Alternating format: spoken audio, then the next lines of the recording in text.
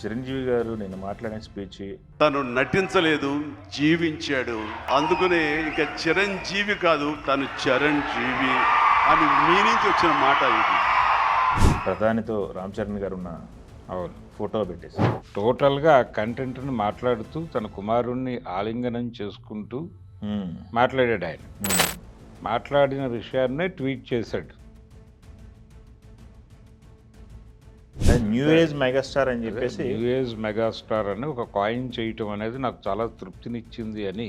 వాళ్ళు కొత్త కాయినేజ్ పెట్టారు, న్యూ ఏజ్ మెగాస్టార్ అని.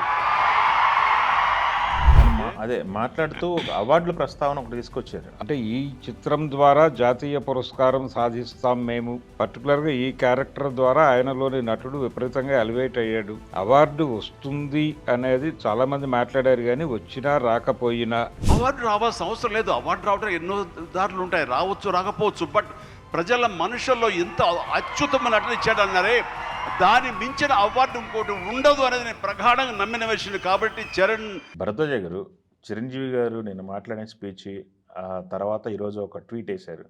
ప్రధానితో రామ్ చరణ్ గారు ఉన్న అవును ఫోటో పెట్టేసి ఆ రెండు గమనించారా? మ్మ్.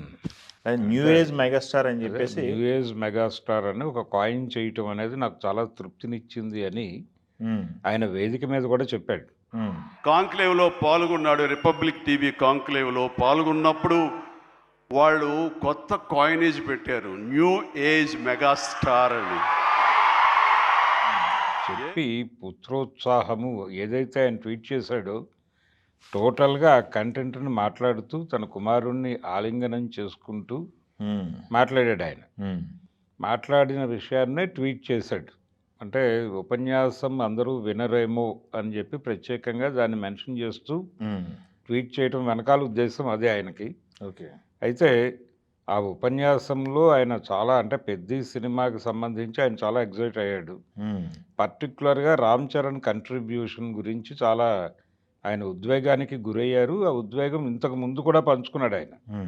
ఇది ఆయన సినిమా చూసిన తర్వాత యూనిట్ని ఇంటికి పిలిపించుకుని మాట్లాడిన సందర్భంగా మెన్షన్ చేసిన చాలా విషయాలు నేను ఉపన్యాసంలో కూడా దొరికాయి.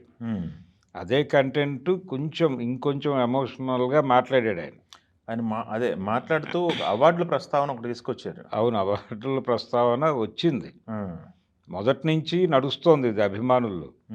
అంటే ఈ చిత్రం ద్వారా జాతీయ పురస్కారం సాధిస్తాం మేము అనే మాట డైరెక్టర్ గారు కూడా అన్నాడు, ఆయనకి రావాలి అని.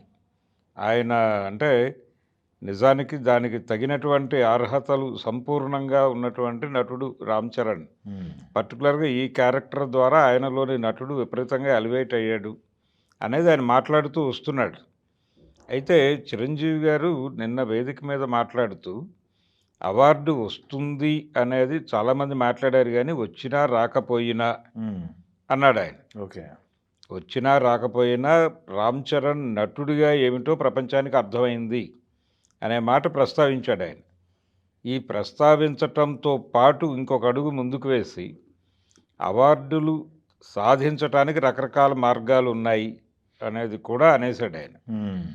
ఈ అనేయటంతో ఇప్పుడు ఎవరికి వాళ్ళు ఒక రకమైన గుంజాటనలో పడేటువంటి పరిస్థితి. ఆ గతంలో వచ్చినటువంటి అవార్డులు అవి కూడా ఇలా మ్యానిపులేట్ చేసినవేనా, లేదు ఈయన చెప్పిన పద్ధతిలో తెచ్చుకున్నవా అనే సందేహానికి బయట డిస్కషన్కి తావిచ్చే పద్ధతిలో ఆ మాట మాట్లాడేశాడు ఆయన. ఓకే. మాట్లాడుతూ అంటే ఆయన ఇంటెన్షన్ అది కాకపోయి ఉండొచ్చు. వదిలేండి. ఆయన దీనికి అనేక మార్గాలు ఉన్నాయి, మేం చేయదలుచుకుంటే చేయగలం, కానీ మేము అలా అనుకోవడం లేదు అనేది చెప్పదలుచుకున్నాడు ఆయన. మేము అలా అనుకోవడం లేదు, ఒకవేళ ఆర్గానిక్గా వస్తే ఓకే, రాకపోయినా దీని గురించి బాధపడాల్సినటువంటి అవసరం లేదు. ఓకే. ఎందుకంటే చూసిన వాళ్ళందరూ దాదాపు అదే అభిప్రాయాన్ని చెప్పారు. కాబట్టి ప్రజల నుంచి అవార్డు వచ్చినట్టుగానే భావిస్తాం మేము అన్న ధోరణిలో ఆయన ప్రసంగం నడిచింది. అదొకటను రంగస్థలం టైంలో సుకుమార్ గారు పదే పదే ప్రస్తావించాడు. రంగస్థలానికి అవార్డు రావాలని చెప్పేసి ఆయన కోరుకున్నాడు బలంగా అని చెప్పేసి. కోరుకున్నాడు. నిజానికి ఆ రోజునే ఈ కళ నెరవేరు ఉంటే ఒక రకమైనటువంటి టెక్నికల్ ప్రాబ్లం కూడా ఉంది. అంటే ఎవరు మొదటి జాతీయ పురస్కారం తీసుకున్న నటుడు అనేది ప్రధానంగా చర్చ జరుగుతుంది తెలుగు ఇండస్ట్రీ నుంచి. ఆహా! జాతీయ పురస్కారం, నేషనల్ అవార్డ్ అంటారా? ఓకే. జాతీయ పురస్కారం అందుకున్నటువంటి తొలి తెలుగు నటుడు లేదు తొలి తెలుగు కథానాయకుడు అన్న కేటగిరీలో వెళ్ళినప్పుడు వేరే పేరు వచ్చేస్తుంది అక్కడ. హ్మ్. హ్మ్. అలా కాకుండా రామ్ చరణ్ పేరు అలా వచ్చుంటే రంగస్థలం నాటి అభిప్రాయం అది వర్కౌట్ అయ్యి, అంటే వాళ్ళు ఆ రోజున అది యాక్చువల్గా కేవలం లోకల్ మార్కెట్ సినిమాగానే చేశారు. హ్మ్. కానీ జాతీయ పురస్కారాలకు కూడా పోటీకి పంపొచ్చు. ఆ! చిన్న సినిమాలు లోకల్ మార్కెట్ సినిమాలు చాలా వచ్చినాయి కదా! చాలా వచ్చినాయి. చాలా అవార్డులు తీసుకున్న సినిమాలు అనేకం ఉన్నాయి. బెస్ట్ డైరెక్టర్‌గా అవార్డులు తీసుకున్న వాళ్ళు ఉన్నారు. లిరిక్ రైటర్‌గా తీసుకున్న వాళ్ళు ఉన్నారు. వేటూరి సుందరరామూర్తి గారు హ్మ్. వీళ్ళందరూ. కాబట్టి ఆ ధోరణిలో ఒక పురస్కారం గనక దక్కుంటే ఆ సినిమాకి, హ్మ్. రంగస్థలంకి హ్మ్. ప్రాపర్‌గా పుష్ చేసుంటే, అంటే శ్రద్ధ పెడితే పనవుతుంది అనేది ఒకటి ఆస్కార్ సందర్భంగా రాజమౌళి గారు ప్రపంచానికి చెప్పారు. అంటే దానికి సంబంధించి ఎవరైతే దానిలో ఓటింగ్‌లో పాల్గొంటారో వాళ్ళకి కంటెంట్ విశదీకరించి చెప్పి అర్థం చేయించగలిగితే పనవుతుంది. అవును. మన దగ్గర ఉన్న కంటెంట్, మా దగ్గర ఏదో కంటెంట్ ఉంది. దీన్ని ఒకసారి మీరు చూడండి అని చెప్పేసి మనం అప్రోచ్ అని చెప్పి అవ్వాలి కదా! పుష్ చేయాలి గదా! పుష్ చేయాలి. సినిమాని. ఆ అవును. పుషింగ్ గనక ఆ టైంలో జరిగుంటే హ్మ్. చిరంజీవి గారి కల సాకారమై ఉండేది.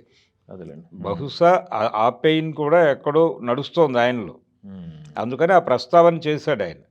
అంటే ఏది ఆయన తనకు అనిపించినది అనిపించినట్టుగా ప్రజల ముందు పెట్టే ప్రయత్నం చేశాడు. ఆ ప్రయత్నంలో ఒక మాట అన్నాడాయన. హ్మ్. నా పర్సనల్ ఫీలింగ్సు చాలా పర్సనల్ ఇంటి విషయాలు కూడా ఇక్కడ మాట్లాడేస్తున్నాను హ్మ్. అన్నాడు. హ్మ్. అంటే ఆ స్థాయి ఎమోషనల్‌గా ఉన్నాను నేను అనేది కన్వే చేయడానికి ట్రై చేశాడు. ఆ ట్రై చేసే క్రమంలో ఇవన్నీ దొర్లినాయి. దీని మీద బయట రకరకాల చర్చలు మొదలైపోయినాయి. ఆల్రెడీ ఒక చర్చ ఉంది చాలా కాలంగా, సుదీర్ఘకాలంగా నడుస్తున్నటువంటి ఒక చర్చకి ఇది అగ్గినిప్పు రాజేసినట్టుగా భావిస్తున్నారు కొంతమంది. ఇది దేని గురించి? ఏది? అంటే ఈ పురస్కారానికి సంబంధించి 'పుష్పకి' ఆ! అవార్డొచ్చింది. ఆ! ఈ రంగస్థలంకి పుష్ అయి ఉంటే గనక నిజానికి ఆ క్రెడిట్ ఇక్కడొచ్చేది. ఈ అట్టంటారా? కుటుంబాల ఓకే. మధ్య ఉన్నటువంటి Allu family versus mega family అనేటువంటి ఒక పాత చర్చలోకి దీన్ని తీసుకెళ్ళి హ్మ్. ఆ ఆఫ్ కోణంలో కోర్స్. Of course. మాట్లాడేస్తున్నారు. అదేలెండి. మీరు అర్థం ప్రతి ఒక్కళ్ళు దీన్ని డీకోడ్ చేయడానికి ట్రై చేస్తున్నారు ప్రతిదీ. అదే డీకోడ్ చేసే క్రమంలో ఈ పాత వార్తలకి ఈ కొత్త అంశాన్ని జోడించి ఒక కొత్త కథని అల్లే ప్రయత్నం చేస్తున్నారు. అలా అనుకోవాల్సిన అవసరం లేదది. హ్మ్. మొత్తం ఆయన చాలా విషయాలు మాట్లాడారు. 22 నిమిషాలు, 23 నిమిషాలు అవును. మాట్లాడినట్టున్నారు కదా! సుదీర్ఘంగా చాలా హ్మ్. విషయాలు చెబుతూ ఒక సినిమాకి డెడికేట్ అవ్వటం అంటే తను ఎర్లీ డేస్‌లో ఆ 'గూండా' ట్రైన్ ఎపిసోడు అవన్నీ మాట్లాడాడాయన. హ్మ్. హ్మ్. హ్మ్. నిజానికి ఆ ట్రైన్ ఎపిసోడు అది ఆ రోజుల్లోనే చాలా డిస్కసివ్ పాయింట్‌గా మారింది. హ్మ్. ఏమిటి మరి ఇలా చేస్తున్నాడు అని. రిస్కీ షాట్లు. రిస్కీ షాట్లు అవి అలాంటివి చాలా చేశాడాయన. ఆ టైంలో వచ్చిన సినిమాల్లో 'యమకింకరుడు' సినిమాలో చాలా రిస్కీ షాట్స్ చేశాడు తను. హుహు. అంటే తను ఏం చేయగలడు అనేది ప్రపంచానికి ఎగ్జిబిట్ చేయటం కోసం ఆ విన్యాసాలన్నీ చేశాడు ఆ టైంలో. ఓకే. అది వర్కౌట్ అయింది. ఆయన అన్నట్టుగా అభిమానుల్ని ఒక రకంగా ఆయన వైపు నిలబెట్టటంలో ఇలాంటివన్నీ ఉపయోగపడ్డాయి. హ్మ్. నా పెయిన్ నీకు అర్థం కాదు. రేపొద్దున నీకు కొడుకు పుట్టి, హుహు. అతను ఇలా హీరో అయ్యి ఇలాంటి రిస్కీ షాట్స్ చేసినప్పుడు నీకు నా పెయిన్ అర్థమవుతుంది అన్నాడు. నాకు అర్థమైంది మొన్న ఈ కంటికి ప్రమాదం జరిగింది. హ్మ్. హ్మ్. జరిగినప్పుడు అది ముందు ఏదో చిన్నది రోప్ సీన్ ఎక్కడో అది గీరుకుంది అని అన్నారు. కానీ కొంచెం లోతుగానే తగిలినట్టుగా అనిపించింది. తర్వాత ఆయన డాక్టర్లకు అభినందనలు తెలుపుతూ అవునవును. ఒక ట్వీట్ చేశారు. అవును. అలా ఆ లెవెల్‌కి ఈ సినిమా సక్సెస్ కావచ్చు. అయితే వాళ్ళు 450 పోస్టర్ ఏశారు. ఆ పోస్టర్ వేస్తున్న సందర్భంగా ఈ ఈవెంట్. అదేలెండి. 420 అనే వాళ్ళు మాట్లాడారు. 20 దగ్గర కానీ కొంతమంది ఫోర్ 20 అని. హ్మ్. అదేలెండి. అది అది అఫీషియల్‌గా వాళ్ళు. హ్మ్. ఇంకొస్తుంది. హ్మ్. ఇంకా ఉంది. రన్ ఉంది. ఇంకా రన్. నడుస్తోంది హ్మ్. సినిమా. హ్మ్. హ్మ్. నడుస్తోంది కాబట్టి కంక్లూడింగ్ ఫిగర్ ఏంటనేది చివరిలో చెప్తారు ఎలాగో. అదే. అదే. కాబట్టి ఆ ఫిగర్ వచ్చిన తర్వాత ఆ సినిమా అంటే దాని స్టామినా ఆయనకి లోకల్ మార్కెట్‌లో ఉన్నటువంటి స్టామినానైతే ప్రూవ్ చేసింది సినిమా. కాబట్టి ఇది చాలు. ఇది ఇది ఓకే. తృప్తికరంగానే నడిచింది సినిమా. ఓకే. కంపారిటివ్‌గా ఇంతకు ముందు ఉన్నటువంటి 2 సినిమాలు చాలా ఇబ్బంది పెట్టినాయి. హ్మ్. అది 'ఆచార్య' కావచ్చు, 'గేమ్ చేంజర్' కావచ్చు. దాని నుంచి అయితే రామ్ చరణ్ బయటకు వచ్చేసాడు. ఓకే. Thank you. బయటకు వచ్చాడు. నెక్స్ట్ సినిమా మీద చాలా హోప్స్‌తో ఉన్నాడు. అవును. ఆ హోప్స్‌ని నేను ఫుల్‌ఫిల్ చేస్తాను అన్ని విధాలుగా అనే కాన్ఫిడెన్స్‌ని సుకుమార్ ఇస్తున్నాడు. కాబట్టి ఇప్పుడు ఆయన బాధ్యత.